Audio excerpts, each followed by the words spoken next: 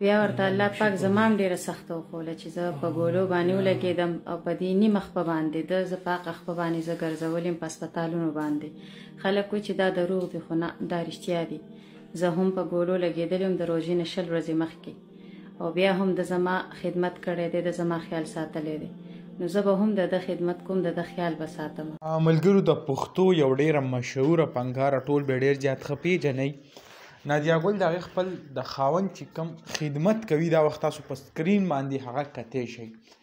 زه به تاسو ته ویم زیاتتر خلک وایي چې د دې کوم خاوند چې دی هغه ولې نو د څه وجوهاتو یا څه بیمار شوی او د هغې د وجې نه چې کوم دی د دې خپه چې ده هغه یې کټ کړې ده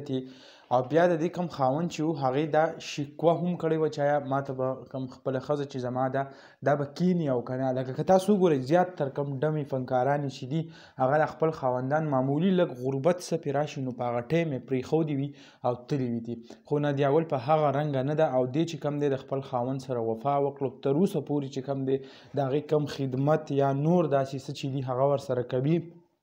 او کوم زندګي چې ده هغه ورسره تېروي.